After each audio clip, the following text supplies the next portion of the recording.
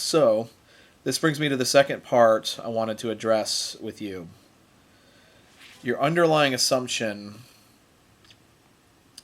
I think the fatal flaw you see in all this is that if God creates voluntarily and not out of necessity, then what he's doing is completely arbitrary. And therefore there's no real significance, meaning, or purpose in what he's doing. It's completely arbitrary. But I think arbitrary is a tricky word. Arbitrary doesn't mean whimsical.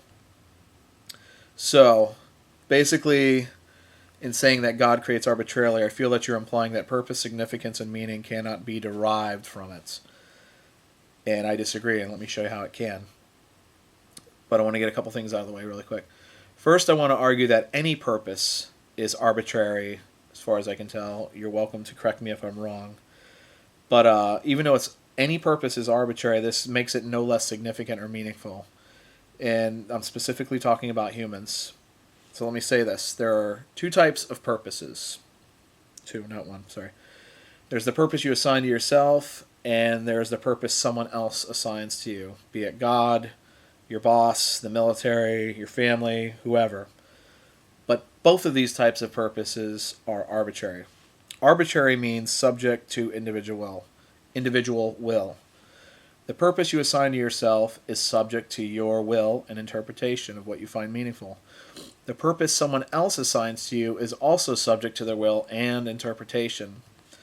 So the best case scenario of someone assigning you a purpose is that you find significance, purpose, and meaning in what they assigned you. For example, if the Army felt that your purpose would be best met in the Special Forces, chances are you would agree and find that the purpose they assigned to you is significant, meaningful, and fulfilling to you. So, I strongly assert that you can derive meaning and purpose arbitrarily. Two more examples. Let's say I'm getting married, James, and I call you up and I say, James, I want you to be the best man at my wedding. I don't have to call you. I don't have to make you the best man in my wedding. I want to make you the best man in my wedding. So basically what I'm doing is I'm assigning to you significant purpose and place at my wedding. My wedding is something that pertains to my world under my framework. Would you begin to doubt that even though I arbitrarily arrived at this notion of calling you to be my best man, there's no significance, purpose, or meaning involved here that you get to take part in just because it's arbitrarily arrived at? There's no significance that I'm assigning to you or asking you to be a part of? Of course not. In the same way, God arbitrarily decides that he wants to create a creature just like him in his own image. He hasn't done that before. He wants this creature to have the most notable place in relationship to him, above all other creatures, and he has unlimited plans regarding their interaction, which God knows will be fulfilling and cause great delight. But God arbitrarily assigns this to us. He decides to arbitrarily because he wants to. Are you saying that there is nothing significant or meaningful about this? The creator of the universe making something that's just like him, elevating this creature to hold the highest position above all other creatures, and this is basically an office he's assigning to humanity. Even if you are not even attracted to this, you cannot objectively say that there's nothing significant about that. There's no way you can say that. Even if it's not for you, it's still an office that you got to recognize. You got to say, well, even though this repulses me beyond belief, but I can see that it's a significant place, you know.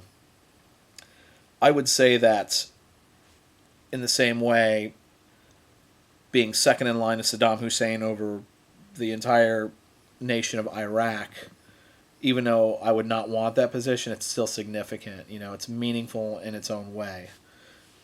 Even if it's, I don't want anything to do with it. And that's what I'm saying. And God arbitrarily arrives at this. He decides to do it. So, and I'm not giving you an exhaustive explanation of what God did and why he did it. These are just examples I'm throwing at you. So, and I would say in regards to this purpose, he doesn't impose it. he extends it to us almost like an invitation, like a wedding proposal. And this kind of reminds me, I was talking to Noah earlier. I asked him a question. I said, did you need to marry your wife or did you want to marry your wife? And personally, I would say that he wanted to. I haven't gotten a reply from him. But either way, that's arbitrary. What he's doing is he is assigning his wife a significant place in his life. The place designated for the person who will spend the rest of their life with Noah. She gets that spot. He wants her to have it. Completely arbitrary, but nonetheless extremely weighty and significant, which she will find purpose, meaning, and fulfillment. Derived arbitrarily, still weighty, still significant nonetheless. And that's what I'm saying. So, you can derive meaning, significance, and purpose arbitrarily. That's what I argue.